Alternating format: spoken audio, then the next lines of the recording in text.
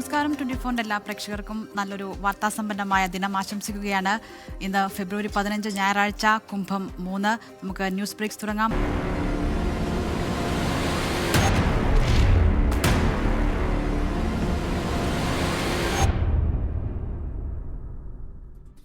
News ബ്രേക്സിൽ വിശദമായ റിപ്പോർട്ടുകളിലേക്കാണ്. നാടിന്റെ പൊന്നോമനയായി ആലിൻ.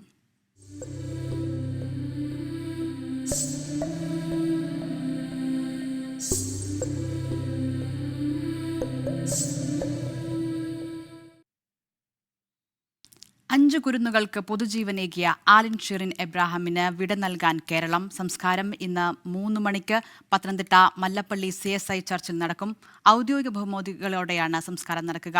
പത്തനംതിട്ടയിൽ നിന്ന് ഷിജോ കുര്യനാണ് വിവരങ്ങളുമായി ചേരുന്നത്. ഷിജോ, വൈകിട്ടോടെയാണ് സംസ്കാരം. അല്പസമയത്തിനകം ഈ മൃതദേഹം വീട്ടിലേക്ക് എത്തിക്കും എന്ന് നമ്മൾ മനസ്സിലാക്കുന്നു.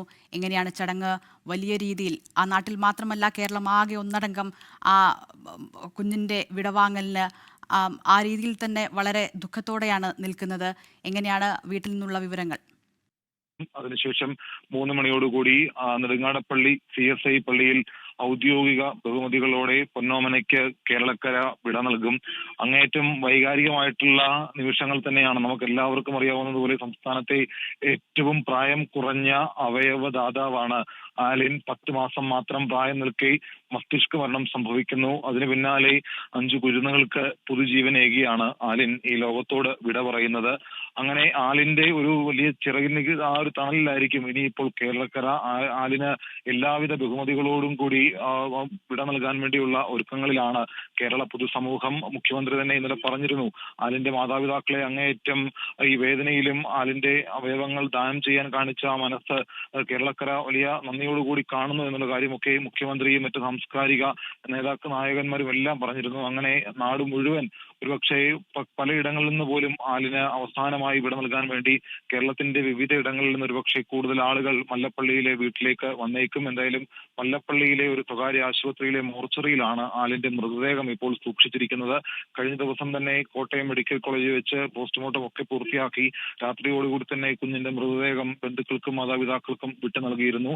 ആ മൃതദേഹം ഇന്നലെ മുഴുവൻ മല്ലപ്പള്ളിയിലെ മോർച്ചറിയിലായിരുന്നു. 7 മണിയോടുകൂടി കുഞ്ഞിന്റെ മൃതദേഹം വീട്ടിലേക്ക് കൊണ്ടുവരും. വീട്ടിൽ കൊണ്ടുവന്നതിന് ശേഷം മണിക്കൂറുകൾ നീണ്ടു നിൽക്കുന്ന പൊതുദർശനം ഉണ്ടാകും.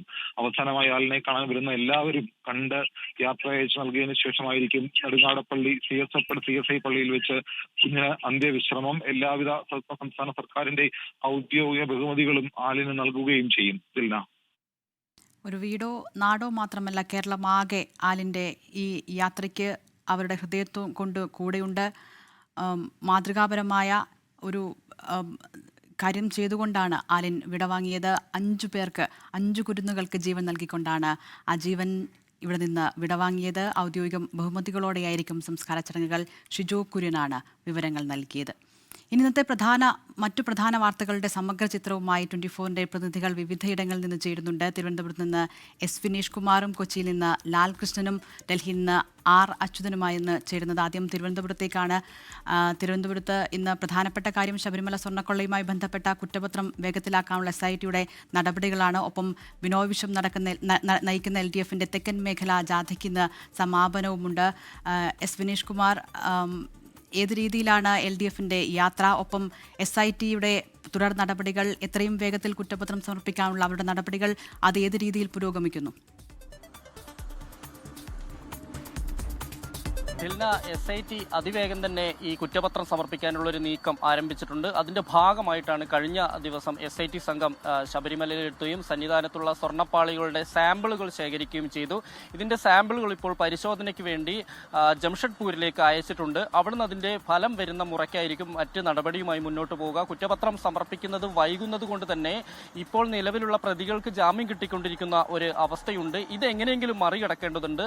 അതുകൊണ്ട് തന്നെ പെട്ടെന്നൊരു കുറ്റപത്രം ഉണ്ടാക്കി കൊടുക്കുന്നതിന്റെ അപ്പുറത്തേക്ക് പരമാവധി തെളിവുകൾ ശേഖരിച്ചുകൊണ്ടുള്ള ഒരു കുറ്റപത്രം തന്നെ തയ്യാറാക്കാനാണ് SIT തീരുമാനിച്ചിട്ടുള്ളത്. ഈ ഒരു പശ്ചാത്തലത്തിലാണ് ശാസ്ത്രീയ പരിശോധന കുറച്ചുകൂടി ഊർജിതമാക്കാനുള്ള ഒരു തീരുമാനത്തിലെത്തിയിരിക്കുന്നത്. അതിന്റെ ഭാഗമായാണ് ഇപ്പോൾ അവിടെ ശബരിമലയിൽ എത്തുകയും ഇതിന്റെ സാമ്പിളുകൾ പരിശോധിക്കുകയും മറ്റും ചെയ്തിട്ടുള്ളത്. നിലവിൽ ഇവിടെ പരിശോധന മുമ്പ് ഇതിന്റെ സാമ്പിളുകൾ പരിശോധിക്കുകയും ഇതിന്റെ സാമ്പിളുകൾ ശേഖരിക്കുകയും ഇത് തിരുവനന്തപുരം VSSCയിൽ പരിശോധനയ്ക്ക് അയക്കുകയും ചെയ്തിരുന്നു. പക്ഷേ അതിന്റെ ഫലം വളരെ കൃത്യമല്ല. അതിൽ ചില ചില സംശയങ്ങൾ വന്നതിന്റെ അടിസ്ഥാനത്തിലാണ് ജംഷഡ്പൂരിലേക്ക് ഇത് പരിശോധനയ്ക്ക് അയക്കുന്നത്. മറ്റൊന്ന് വികസന മുന്നേറ്റ ജാഥയാണ്. അത് ബിനോയ് വിശ്വം നയിക്കുന്ന വികസന മുന്നേറ്റ ജാഥ ഇന്ന് തിരുവനന്തപുരം പുത്തരിക്കണ്ടം മൈതാനിയിലാണ് സമാപിക്കുന്നത്. വൈകിട്ട് 5 മണിക്കാണ്.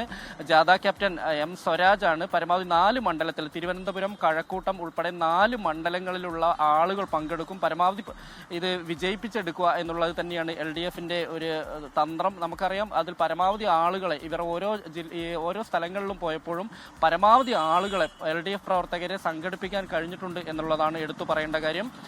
മറ്റൊന്ന് പാങ്ങോട് സൈനിക ക്യാമ്പിലെ ആനക്കൊമ്പ് മോഷണം പോയതുമായി ബന്ധപ്പെട്ടതാണ്. ഇത് സംബന്ധിച്ചുള്ള വ്യക്തമായ സൂചനകൾ പോലീസിന് ലഭിച്ചിട്ടുണ്ട് എന്നാണ് അറിയാൻ കഴിയുന്നത്. കാരണം ഈ പാങ്ങോട് ക്യാമ്പിൽ തന്നെയുള്ള ഒരാളാണ് ഈ ആനക്കൊമ്പ് മോഷ്ടിച്ചത് എന്നാണ് ഇപ്പോൾ പോലീസിൽ നിന്ന് നമുക്ക് ലഭ്യമാവുന്ന ഒരു വിവരം.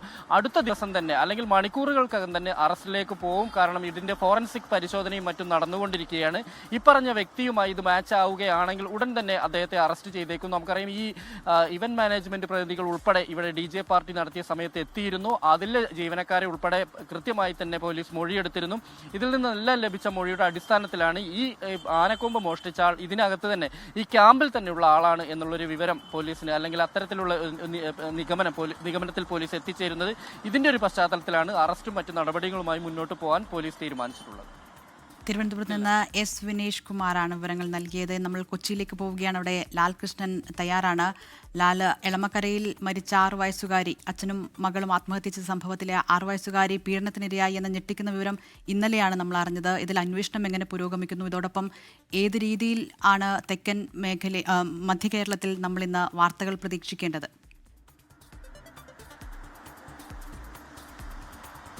മധ്യ കേരളത്തിൽ കൊച്ചിയെ സംബന്ധിച്ചിടത്തോളം ഏറ്റവും പ്രധാനപ്പെട്ട കാര്യം എന്ന് പറയുന്നത് എളമക്കരയിലുള്ള 6 വയസ്സുകാരുടെ മരണവുമായി ബന്ധപ്പെട്ട വാർത്ത തന്നെയാണ്. വളരെ ഞെട്ടലോടുകൂടി തന്നെയാണ് സംസ്ഥാനം ഒട്ടാകെ ആ വാർത്ത കൈകാര്യം ചെയ്തിരുന്നത് എന്ന് തന്നെ പറയാം. പക്ഷേ ഈ കുട്ടി മരിച്ചതിന് തൊട്ട് പിന്നാലെ കുട്ടിയുടെ പിതാവ് ആത്മഹത്യ ചെയ്യുകയും ചെയ്തിരുന്നു. അതുകൊണ്ട് തന്നെ ആ സംഭവത്തിൽ ദുരൂഹത ഇപ്പോഴും മാറിയിട്ടില്ല എന്നുള്ളതാണ് വലിയ പ്രശ്നം. ദുരൂഹത നീക്കുന്നതിന്റെ ഭാഗമായിട്ട് തന്നെയാണ് അന്വേഷണത്തിന് ശാസ്ത്രീയ തെളിവുകളുടെ പരിശോധന നടത്താം എന്ന തീരുമാനത്തിലേക്ക് എത്തിയത്. CCTV, മൊബൈൽ ഫോണുകൾ കേന്ദ്രീകരിച്ചുകൊണ്ടുള്ള അന്വേഷണത്തിനാണ് പോലീസ് വലിയ പ്രാധാന്യം നൽകുന്നത്. പെൺകുട്ടിയുടെ അമ്മയെ ചോദ്യം ചെയ്ത് അവരുടെ മൊഴിയെടുത്തെങ്കിലും അമ്മയ്ക്ക് ഇതുമായി ബന്ധപ്പെട്ടുകൊണ്ട് യാതൊരു കാര്യങ്ങളും കൃത്യമായി പറയാൻ കഴിഞ്ഞിട്ടില്ല എന്നുള്ളതാണ്. പ്രധാനമായിട്ടും അമ്മ രാവിലെ ജോലിക്ക് പോയി വൈകിട്ട് വീട്ടിലേക്ക് മടങ്ങിയെത്തുന്നതാണ്. കുട്ടിയും അച്ഛനുമാണ് ഏറെ സമയം വീട്ടിലുണ്ടാകാറുള്ളത് എന്നുള്ളതാണ് പറയപ്പെടുന്നത്. അതുകൊണ്ട് തന്നെ ഇതുമായി ബന്ധപ്പെട്ടുള്ള അന്വേഷണത്തിന് പ്രധാന തടസ്സമെന്ന് പറയുന്നത് ഇരുവരും മരണപ്പെട്ടതുകൊണ്ട് തന്നെ ശാസ്ത്രീയമായ തെളിവുകൾ മാത്രമേ ഉള്ളൂ എന്നുള്ളതാണ്. അത്തരം തെളിവുകൾ കേന്ദ്രീകരിച്ചുകൊണ്ടുള്ള അന്വേഷണത്തിന് പ്രാധാന്യം നൽകാൻ തന്നെയാണ് നിലവിൽ പ്രത്യേക അന്വേഷണ സംഘത്തിന്റെ തീരുമാനം. മധ്യകേരളത്തിൽ സംബന്ധിച്ചിടത്തോളം മറ്റൊരു പ്രധാനപ്പെട്ട വിഷയം എന്ന് പറയുന്നത് ഇന്ന് ശിവരാത്രിയാണ്. സംസ്ഥാനത്ത് ഏറ്റവും കൂടുതൽ ആളുകൾ ബലിയിടാൻ വേണ്ടി എത്തുന്നത് ആലുവ മണപ്പുറത്താണ്. അതിനു വേണ്ടിയിട്ടുള്ള സജ്ജീകരണങ്ങൾ അവിടെ ഒരുക്കിയിട്ടുണ്ട്. വലിയ പോലീസ് സന്നാഹമാണ്. 1200ഓളം പോലീസ് സന്നാഹങ്ങളും പ്രത്യേക വാഹനങ്ങളും പാസുകളും അടക്കം സജ്ജീകരിച്ചുകൊണ്ടുള്ള തയ്യാറെടുപ്പുകൾക്ക് ഇപ്പോൾ നേതൃത്വം നൽകിയിട്ടുണ്ട്. ഇത് മാത്രമല്ല 100-ലേറെ ബലിത്തറകളും തയ്യാറാക്കിയിട്ടുണ്ട്. അതിൻ്റെ ഫീസ് അടക്കമുള്ള കാര്യങ്ങൾ നിശ്ചയിച്ചുകൊണ്ട് പ്രത്യേക പരിപാടികളായിട്ട് തന്നെയാണ് പോകുന്നത്. മറ്റൊന്നെന്ന് പറയുന്നത് രാഷ്ട്രീയമായിട്ടുള്ള മാറ്റങ്ങളെ കുറിച്ചുകൊണ്ടാണ്. അതിനകത്ത് പ്രധാനം കോട്ടയം കേന്ദ്രീകരിച്ചുകൊണ്ട്, പാല കേന്ദ്രീകരിച്ചുകൊണ്ടുള്ളതാണ്. ജോസ് കെ മാണിയും റോഷി ഓസ്റ്റിനും നിലപാടുകളെല്ലാം വ്യക്തമാക്കിയിട്ടുണ്ട് എങ്കിൽ പോലും ഇരുവരും ഇന്ന് ഒരുമിച്ച് കോട്ടയത്തുള്ള ഒരു ദിവസം കൂടിയാണ്. അതുകൊണ്ട് തന്നെ കേരള കോൺഗ്രസിനകത്ത് ഉണ്ടായിരിക്കുന്ന പടലപ്പിണക്കങ്ങൾ, മുറുമുറുപ്പുകൾ എന്നിവയെല്ലാം ഇരുവരും ചേർന്ന് രമ്യമായി പരിഹരിക്കാനുള്ള നടപടികളിലേക്ക് കൂടുതൽ കടക്കുമെന്നുള്ളതാണ്. പ്രത്യേകിച്ച് നേതൃത്വത്തിനെ കുറിച്ച് ഉള്ള പരാതി പ്രവർത്തകർക്കിടയിലാണ് ഉണ്ടായിട്ടുള്ളത് എന്നുള്ളതുകൊണ്ട് തന്നെ പ്രവർത്തകരെ അനുനയിപ്പിച്ചുകൊണ്ട് മുന്നോട്ട് കൊണ്ടുപോകാനുള്ള നീക്കങ്ങളായിരിക്കും പ്രധാനമായിട്ടും ഉണ്ടാവുക. ശരി, ലാൽകൃഷ്ണനാണ് മധ്യ കേരളത്തിലെ വിവരങ്ങൾ നൽകിയത്. ഇന്ന് നമ്മൾ ഡൽഹിയിലേക്കാണ്. രാജ്യതലസ്ഥാനത്ത് അവിടെ R അച്യുതൻ തയ്യാറാണ്. അച്യുതൻ, MM നർവനെ, മുൻ കരസേനാ മേധാവി, അദ്ദേഹത്തിന്റെ പുസ്തകവുമായി ബന്ധപ്പെട്ട തർക്കം കഴിഞ്ഞ കുറേ ദിവസങ്ങളിലായി ഡൽഹിയിൽ നിന്നുണ്ട്. അതിൽ ഇപ്പോൾ അന്വേഷണം എങ്ങനെ പുരോഗമിക്കുന്നു? ഒപ്പം ബംഗ്ലാദേശിലെ പുതിയ സർക്കാരിന്റെ സത്യപ്രതിജ്ഞ, അതിൽ തീരുമാനമായിട്ടുണ്ട്. ചൊവ്വാഴ്ച സത്യപ്രതിജ്ഞയാണ്. പക്ഷേ ബംഗ്ലാദേശ് പുതിയ സർക്കാർ ഏത് രീതിയിൽ ഇന്ത്യയോടടക്കം ഒരു നയതന്ത്ര സമീപനം സ്വീകരിക്കും തുടങ്ങിയ കാര്യങ്ങളെല്ലാം നമ്മുടെ രാജ്യം ഉറ്റുനോക്കുകയാണല്ലോ. എന്താണ് ഇന്ന് ദേശീയ തലത്തിൽ നിന്ന് നമ്മൾ പ്രതീക്ഷിക്കുന്ന മറ്റു വാർത്തകൾ? Dilna, good morning. ദിൽന സൂചിപ്പിച്ചതുപോലെ തന്നെ ഈ നരവണയുടെ ബുക്കുമായി ബന്ധപ്പെട്ടിട്ടുള്ള അന്വേഷണം, ഡൽഹി പോലീസിന്റെ അന്വേഷണം പുരോഗമിച്ചുകൊണ്ടിരിക്കുകയാണ്. പ്രസാധകരായിട്ടുള്ള പിൻഗൻ റാൻഡം ഹൗസ് ഇന്ത്യയുടെ ഉദ്യോഗസ്ഥരെ വീണ്ടും ചോദ്യം ചെയ്തേക്കും എന്ന സൂചനകളാണ് ലഭിക്കുന്നത്. പക്ഷേ കഴിഞ്ഞ ദിവസം 2 മണിക്കൂറോളം ഈ ഉദ്യോഗസ്ഥരെ, ഈ പ്രസാധകരുമായി ബന്ധപ്പെട്ട ആളുകളെ ചോദ്യം ചെയ്തു എങ്കിലും ഈ പുസ്തകം പ്രസിദ്ധീകരിച്ചിട്ടില്ല എന്ന നിലപാടിൽ അവർ ഉറച്ചു നിൽക്കുകയാണ്. പക്ഷേ അപ്പോഴും ഇതിന്റെ പകർപ്പുകൾ എങ്ങനെയാണ് ചോർന്നു പോയത് എന്നൊരു ചോദ്യം അവിടെ അവശേഷിക്കുന്നുണ്ട്. അപ്പോൾ തുടർന്നും ഈ ഉദ്യോഗസ്ഥരെ ചോദ്യം ചെയ്യും എന്നുള്ള ഒരു വിവരം തന്നെയാണ് ലഭിക്കുന്നത്. എന്തായാലും ഡൽഹി പോലീസ് അത് അന്വേഷണം അതിൻ്റെതായ ദിശയിലേക്ക് ഇപ്പോൾ കടന്നിരിക്കുന്നു എന്ന സൂചനയാണ്. മറ്റൊന്ന് ഈ പുസ്തകങ്ങൾ, അതായത് ഈ സേനയിലിരിക്കുന്ന ഉദ്യോഗസ്ഥർ അവർ പുസ്തകം എഴുതുന്നതുമായി ബന്ധപ്പെട്ട് ചില മാർഗനിർദ്ദേശങ്ങൾ നമ്മൾ കഴിഞ്ഞ ദിവസം കണ്ടതാണ്. അത് ശക്തമാക്കാൻ കേന്ദ്ര സർക്കാർ ഒരുങ്ങുന്നു, അതിൻ്റെ ചില നടപടികളുമായി മുന്നോട്ട് പോകുന്നു എന്നുള്ള വിവരങ്ങൾ പുറത്തു വന്നിരുന്നു. അങ്ങനെയെങ്കിൽ ആ ഒരു നിലവിലെ അത്തരമൊരു നടപടിയിലേക്ക് കേന്ദ്ര സർക്കാർ കടന്നു കഴിഞ്ഞാൽ വിരമിച്ച് 20 വർഷം കഴിഞ്ഞായിരിക്കും പിന്നീട് ഉദ്യോഗസ്ഥർക്ക് ഈ പുസ്തകം എഴുതാൻ കഴിയുക. അപ്പോൾ അത്തരം ഒരു ചട്ടക്കൂട് കൊണ്ടുവരുന്നതിനെ പറ്റിയിട്ടുള്ള കാര്യങ്ങൾ കൂടി കേന്ദ്ര സർക്കാർ ഇതുമായി ബന്ധപ്പെട്ട് ആലോചിക്കുന്നുണ്ട്. കാരണം ഭരണപക്ഷത്തെ സംബന്ധിച്ച്, കേന്ദ്ര സർക്കാരിനെ സംബന്ധിച്ച് പ്രതിസന്ധിയിലാക്കിയ ഒന്നുകൂടി ആയിരുന്നു ഈ നർവാണയുടെ പുസ്തകം എന്നുള്ളത്. എന്തായാലും അതിപ്പോൾ വീണ്ടും ഒരു ചർച്ചയായിരുന്നു. പാർലമെന്റിന്റെ ഇരു സഭകളിലും അത് ചർച്ചയാകുന്ന സാഹചര്യങ്ങൾ നമ്മൾ കണ്ടതാണ്. എന്തായാലും ഒരു സൈഡിൽ അതിൻ്റെ അന്വേഷണം ഡൽഹി പോലീസിന്റെ ഭാഗത്തുനിന്ന് പുരോഗമിക്കുന്നു. മറ്റൊരു വശത്ത് കേന്ദ്ര സർക്കാർ ചില നിയമങ്ങൾ ഇതുമായി ബന്ധപ്പെട്ട് ഏർപ്പെടുത്താനായി ഒരുങ്ങുന്നു. മറ്റൊന്ന് ബംഗ്ലാദേശിലെ പുതിയ സർക്കാരിനെ സംബന്ധിച്ചാണ്. അതായത് ബംഗ്ലാദേശ് നാഷണൽ പാർട്ടിയുടെ പുതിയ സർക്കാർ അത് ചൊവ്വാഴ്ച സത്യപ്രതിജ്ഞ ചെയ്ത് അധികാരത്തിലേറും എന്ന വിവരമാണ് ലഭിച്ചിരിക്കുന്നത്. താരിഖ് റഹ്മാന്റെ നേതൃത്വത്തിലുള്ള സർക്കാരായിരിക്കും സത്യപ്രതിജ്ഞ ചെയ്ത് അധികാരത്തിലെത്തുക. മുഖ്യ തെരഞ്ഞെടുപ്പ് കമ്മീഷണറായിട്ടുള്ള AMM നാസിർ ഉദ്ദീൻ സത്യവാചകം ചൊല്ലിക്കൊടുക്കും എന്നാണ് അറിയാൻ കഴിയുന്നത്. പക്ഷേ അതിൻ്റെ ഒരു ഉറപ്പ്, അതിൻ്റെ മറ്റ് വിവരങ്ങൾ, സത്യപ്രതിജ്ഞയുടെ വിവരങ്ങൾ ഇതുവരെയും പുറത്തു വന്നിട്ടില്ല. പ്രധാനമന്ത്രി നരേന്ദ്രമോദിയെ ചടങ്ങിലേക്ക് ക്ഷണിക്കുമെന്നുള്ള വിവരങ്ങളാണ് ഇപ്പോഴും ലഭിക്കുന്നത്. പക്ഷേ അദ്ദേഹത്തെ ക്ഷണിച്ചാൽ തന്നെ പങ്കെടുക്കുന്ന കാര്യത്തിൽ ചില ആശയക്കുഴപ്പങ്ങൾ നിലനിൽക്കുന്നുണ്ട്. കാരണം ചൊവ്വാഴ്ചയാണ് ഫ്രഞ്ച് പ്രസിഡന്റ് ഇമ്മാനുവൽ മാക്രോൺ ഇന്ത്യയിലേക്ക് എത്തുന്നത്. തുടർന്ന് ഉഭയകക്ഷി ചർച്ച പ്രധാനമന്ത്രിയുമായി നടക്കാനിരിക്കുന്ന ഒരു പശ്ചാത്തലമുണ്ട്. ആ സാഹചര്യത്തിൽ പ്രധാനമന്ത്രിക്ക് ബംഗ്ലാദേശിലെ സത്യപ്രതിജ്ഞ ചടങ്ങിൽ പങ്കെടുക്കാൻ കഴിയുമോ എന്നുള്ളതാണ് മറ്റൊരു ചോദ്യം. എന്തായാലും ക്ഷണം ലഭിച്ചു കഴിഞ്ഞാൽ ഇന്ത്യ മറ്റൊരു പ്രധാനമന്ത്രിയെ തന്നെ, അല്ലെങ്കിൽ രാജ്യത്തെ പ്രതിനിധീകരിച്ചുകൊണ്ട് മറ്റൊരു പ്രതിനിധിയെ അയക്കാനായിരിക്കും ഇതുമായി ബന്ധപ്പെട്ടുള്ള സാധ്യതകളുള്ളത്. എന്തായാലും അത് മറുവശത്ത് പുരോഗമിക്കുന്നുണ്ട്. ഒപ്പം തന്നെ ബംഗ്ലാദേശും ഇന്ത്യയും തമ്മിലുള്ള ബന്ധം കൂടുതൽ ശക്തിപ്പെടുത്തുന്ന ഒരു പ്രത്യാശ കഴിഞ്ഞ ദിവസം താരിഖ് റഹ്മാൻ പ്രകടിപ്പിച്ചിരുന്നു. അപ്പോൾ അത്തരം സാധ്യതകൾ, ഇന്ത്യയും ബംഗ്ലാദേശും തമ്മിലുള്ള ബന്ധം വീണ്ടെടുക്കുന്നതുമായി ബന്ധപ്പെട്ടുള്ള സാധ്യതകൾ ഇതിനോടകം തന്നെ ഇതുമായി ബന്ധപ്പെട്ട് ഉയർന്നിട്ടുണ്ട്. കാരണം താരിഖ് റഹ്മാൻ ഇത്തരത്തിൽ തെരഞ്ഞെടുക്കപ്പെട്ട BNP തെരഞ്ഞെടുക്കപ്പെട്ട സാഹചര്യത്തിൽ പ്രധാനമന്ത്രി തന്നെ അദ്ദേഹത്തെ ഫോണിൽ വിളിച്ച് സംസാരിക്കുന്ന ഒരു സാഹചര്യമൊക്കെ ഉണ്ടായതാണ്. അപ്പോൾ ഒരു തരത്തിൽ ഇന്ത്യയും ബംഗ്ലാദേശും തമ്മിലുള്ള ആ ബന്ധം ശക്തിപ്പെടുത്തുന്നതുമായി ബന്ധപ്പെട്ടുള്ള നീക്കങ്ങൾ കൂടി എന്തായാലും തുടർന്നും ഉണ്ടാകും എന്നുള്ള സൂചനകളാണ് ലഭിക്കുന്നത്. ദിൽന, ശബരിമല യുവതീ പ്രവേശനത്തിലെ പുനഃപരിശോധനാ ഹർജികൾ സുപ്രീം കോടതി നാളെ പരിഗണിക്കും. ചീഫ് ജസ്റ്റിസ് സൂര്യകാന്ത് അധ്യക്ഷനായ 3-അംഗ ബെഞ്ചാകും ഹർജികൾ പരിഗണിക്കുക. 9-അംഗ ഭരണഘടനാ ബെഞ്ച് രൂപീകരിക്കുന്നതിൽ തീരുമാനമുണ്ടായേക്കും. 6 വർഷങ്ങൾക്ക് ശേഷമാണ് ശബരിമല യുവതീ പ്രവേശനവുമായി ബന്ധപ്പെട്ട ഹർജികൾ സുപ്രീം കോടതിയുടെ പരിഗണനയ്ക്കെത്തുന്നത്. മതാചാരങ്ങളും വ്യക്തി സ്വാതന്ത്ര്യം സംബന്ധിച്ച ഹർജികളാണ് സുപ്രീം കോടതി പരിഗണിക്കുക. യുവതീ പ്രവേശനം അനുവദിച്ചുള്ള 5-അംഗ ഭരണഘടനാ ബെഞ്ച് വിധിക്കെതിരെ പുനഃപരിശോധനയടക്കം 67 ഹർജികൾ നിലവിൽ സുപ്രീം കോടതിയിലുണ്ട്. 2019 കേസ് 9-അംഗ ബെഞ്ച് പരിഗണിച്ചപ്പോൾ ഉണ്ടായിരുന്ന ജഡ്ജിമാരിൽ അവശേഷിക്കുന്ന ഏകയാളാണ് ഇന്നത്തെ ചീഫ് ജസ്റ്റിസ് സൂര്യകാന്ത്. 9-അംഗ ബെഞ്ച് കേസിൽ എന്നു മുതൽ വാദം തുടങ്ങുമെന്ന കാര്യം തിങ്കളാഴ്ച സുപ്രീം കോടതിയിൽ നിന്നുണ്ടായേക്കും. ഹർജികൾ പരിഗണിക്കുമ്പോൾ സംസ്ഥാന സർക്കാരിന്റെ നിലപാട് സുപ്രീം കോടതിയിൽ അറിയിക്കേണ്ടി വരും. യുവതീ പ്രവേശനത്തിന് അനുകൂലമാണ് നിലവിൽ സംസ്ഥാന സർക്കാരിന്റെ നിലപാട്. നിയമസഭാ തെരഞ്ഞെടുപ്പിന് മുൻപ് ഹർജികളിൽ വാദം കേൾക്കുമോ എന്നതും പ്രധാനമാണ്. 24 ഡൽഹി. ക്രൂഡ് 12 ഡ്രാഗൺ പേടകം അന്താരാഷ്ട്ര ബഹിരാകാശ നിലയത്തിൽ ഡോക്ക് ചെയ്തു. ഇന്ത്യൻ സമയം ഇന്ന് പുലർച്ചെ 1:45 പേടകം ഡോക്ക് ചെയ്തത്. 4-അംഗ ബഹിരാകാശ സംഘം ഫെബ്രുവരി 13 ഫ്ലോറിഡയിലെ കേപ്പ് കനാവറൽ സ്പേസ് ഫോഴ്സ് സ്റ്റേഷനിൽ നിന്ന് യാത്ര പുറപ്പെട്ടത്. അന്താരാഷ്ട്ര ബഹിരാകാശ നിലയത്തിലുള്ള 3 പേർക്കൊപ്പം ക്രൂഡ് 12-ലെ 4-അംഗ സംഘവും ചേരും.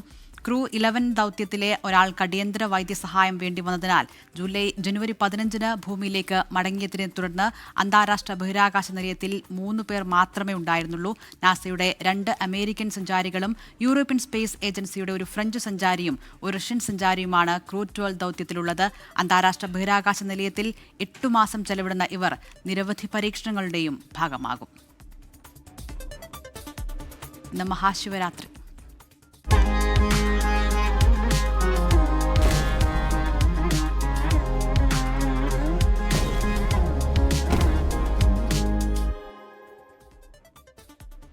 ശിവരാത്രിക്കായി ആലുവ മണപ്പുറം ഒരുങ്ങി. പുലർച്ചെ ബലിതർപ്പണ ചടങ്ങുകൾ ആരംഭിച്ചു. മഹാദേവ ക്ഷേത്രത്തിൽ പ്രത്യേക പൂജകളും ഉണ്ടാകും.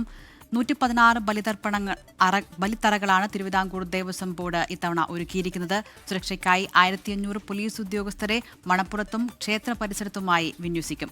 സ്കൂബ ടീം 24 മണിക്കൂറും പ്രവർത്തിക്കുന്ന കൺട്രോൾ റൂം, ആംബുലൻസ് സേവനം എന്നിവയും സജ്ജീകരിച്ചിട്ടുണ്ട്. തിരക്ക് പരിഗണിച്ച് KSRTC പ്രത്യേക സർവീസുകൾ നടത്തും. ഞായറാഴ്ചയായതിനാൽ പതിവിലും കൂടുതൽ തിരക്കാണ് ഇത്തവണ പ്രതീക്ഷിക്കുന്നത്. CPIM സംസ്ഥാന സെക്രട്ടറി MV ഗോവിന്ദൻ നയിക്കുന്ന LDF വികസന മുന്നേറ്റ യാത്രയുടെ വടക്കൻ മേഖലാ ജാഥ പാലക്കാട് ജില്ലയിൽ പര്യടനം തുടരുന്നു.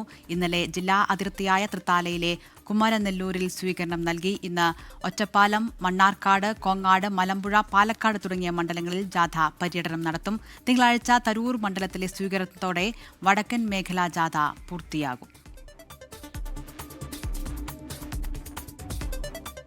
ജോസ് കെ മാണി MP നയിക്കുന്ന മധ്യമേഖലാ വികസന മുന്നേറ്റ യാത്ര എറണാകുളത്ത് സമാപിച്ചു. കലൂർ ജവഹർലാൽ നെഹ്റു സ്റ്റേഡിയത്തിന് സമീപത്തെ ഗ്രൌണ്ടിൽ നടന്ന സമാപന സമ്മേളനത്തിൽ മന്ത്രിമാരായ Roshi Augustine, P Rajeev, CPIM കേന്ദ്ര കമ്മിറ്റി അംഗം KK ശൈലജ എന്നിവർ പങ്കെടുത്തു. കഴിഞ്ഞ ഫെബ്രുവരി 7-ന് അടൂരിൽ നിന്ന് പര്യടനം ആരംഭിച്ച ജാഥ കോട്ടയം, ഇടുക്കി ജില്ലകളിൽ പര്യടനം നടത്തിയതിനു ശേഷം കഴിഞ്ഞ ചൊവ്വാഴ്ചയാണ് എറണാകുളത്ത് എത്തിയത്. LDF സർക്കാരിന്റെ നേട്ടങ്ങളും വികസന മുന്നേറ്റങ്ങളും എണ്ണിപ്പറഞ്ഞായിരുന്നു യാത്ര. സാധാരണ ക്ഷേത്രങ്ങളിലെയും കാവുകളിലെയും പ്രസാദ ഊട്ടിൽ വിഭവസമൃദ്ധമായ സദ്യയാണ് എല്ലാവരും പ്രതീക്ഷിക്കുന്നത്. എന്നാൽ കോഴിക്കോട് പെരുമണ്ണയിലെ പയ്യടിത്താഴം കരിയാത്തൻ കാവിൽ കാര്യങ്ങൾ അല്പം വ്യത്യസ്തമാണ്. കാണാം ഈ കാഴ്ച. പെരുമണ്ണയിലെ പയ്യടിത്താഴം കരിയാത്തൻ കാവിൽ ഉത്സവത്തിനെത്തുന്നവർക്ക് നല്ല പുഴമീൻ കറി കൂട്ടി സദ്യയാണ് കാത്തിരിക്കുന്നത്. ഇതാണ് മറ്റിടങ്ങളിൽ നിന്ന് മനത്താണത്ത് കാവിനെ വ്യത്യസ്തമാക്കുന്നത്.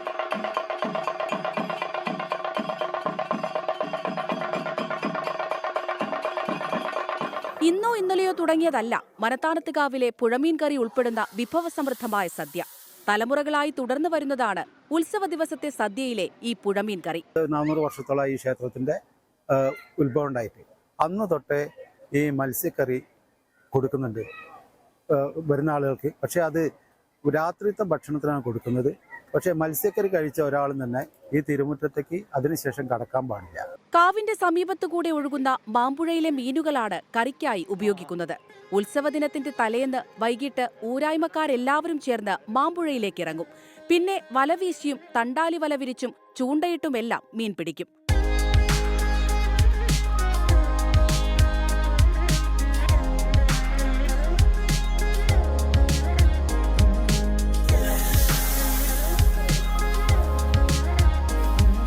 കിട്ടുന്ന എല്ലാ മത്സ്യങ്ങളും തരംതിരിക്കാതെ വൃത്തിയാക്കി മുറിച്ചെടുത്ത് കറിയിലിടും. തേങ്ങ വറുത്തരച്ചാണ് മീൻകറി ഉണ്ടാക്കുന്നത് എന്ന പ്രത്യേകത കൂടിയുണ്ടിവിടെ. തേങ്ങ അരച്ചിട്ടാണ് വെക്കുന്നത്. എല്ലാ കൊല്ലങ്ങളോളായിട്ട് നമ്മൾ തന്നെ ചെയ്തു പോരുന്ന സംഗതിയാണ്. കഴിക്കാനായിട്ട് പല ദിക്കുകളിൽ നിന്നും പല ഭാഗങ്ങളിൽ നിന്നും പല ആളുകളും വരുന്നു. ഉത്സവത്തിനെത്തുന്നവർക്ക് മീൻകറി കൂട്ടിയുള്ള സദ്യയുണ്ട ശേഷം വീണ്ടും ക്ഷേത്രമുറ്റത്തേക്ക് പ്രവേശനമില്ല. ഇത്തവണയും നിരവധി പേരാണ് കരിയാത്തൻകാവിലെ ഉത്സവം കാണാനും മീൻകറി കൂട്ടിയുള്ള സദ്യ ഉണ്ണാനും എത്തിയത്.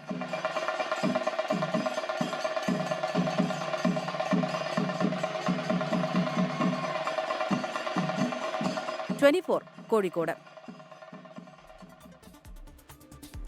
24 assistant executive editor Hashmi Taj Ibrahim Qatar radio Sunu സന്ദർശിച്ചു. മാനേജ്മെന്റ് പ്രതിനിധികളും ജീവനക്കാരും ചേർന്ന് സ്വീകരിച്ചു. സ്കോളേഴ്സ് ആൻഡ് ബ്രില്യന്റ് സ്കൂളുകളുടെ ആനിവേഴ്സറി ആഘോഷത്തിന്റെ ഭാഗമായാണ് ഹാഷ്മി ഖത്തറിലെത്തിയത്. റഷ്യൻ പ്രതിപക്ഷ നേതാവായിരുന്ന അലക്സി നവൽനി ജയിലിൽ കൊല്ലപ്പെട്ടത് വിഷത്തവളയിൽ നിന്ന് വികസിപ്പിച്ചെടുത്ത വിഷം ഉപയോഗിച്ചെന്ന് വെളിപ്പെടുത്തൽ. ഡാർട്ട് ഫ്രോഗിൽ നിന്നുള്ള എപ്പിബാറ്റിഡിൻ എന്ന വിഷം നവൽനിയുടെ ശരീരത്തിൽ കണ്ടെത്തിയതായി Britain, France, Germany, Sweden, Netherlands തുടങ്ങിയ യൂറോപ്യൻ രാജ്യങ്ങൾ സംയുക്ത പ്രസ്താവനയിലാണ് വ്യക്തമാക്കിയത്.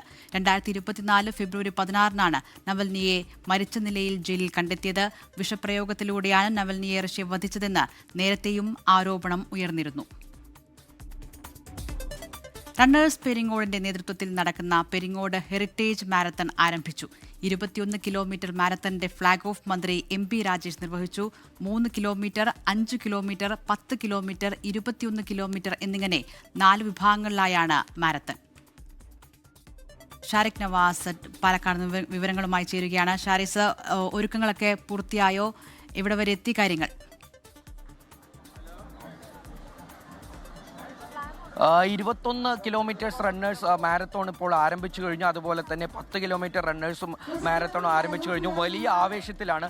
ചരിത്രത്തിൽ ആദ്യമായാണ് പെരിങ്ങോട്ടിൽ ഇത്തരത്തിൽ വലിയൊരു ഇവന്റ് നടക്കുന്നത്. ഇതുവരെ ഇതിനു മുൻപ് ഈ പ്രദേശത്ത് ഇത്തരത്തിലൊരു മാരത്തോണോ മറ്റു പരിപാടികളൊന്നും ഇത്ര വലിയ പരിപാടികൾ നടന്നിട്ടില്ല. അപ്പോൾ ചരിത്രത്തിൽ ആദ്യമാണ് പെരിങ്ങോട്ടിൽ ഇത്ര വലിയൊരു ഇവന്റ് തന്നെ നടക്കുന്നത് എന്ന് പറയാം. അത് ഈ റണ്ണേഴ്സ് പെരിങ്ങോടിന്റെ നേതൃത്വത്തിലാണ് ഈ മാരത്തോൺ നടക്കുന്നത്. നമുക്ക് ഈ ആളുകളെല്ലാം പങ്കെടുക്കാൻ ഇവിടെ റെഡിയായി നിൽക്കുകയാണ്. നമുക്ക് അവരോട് ചോദിക്കാം, ചേട്ടാ എത്രത്തോളം ഉണ്ടാവും?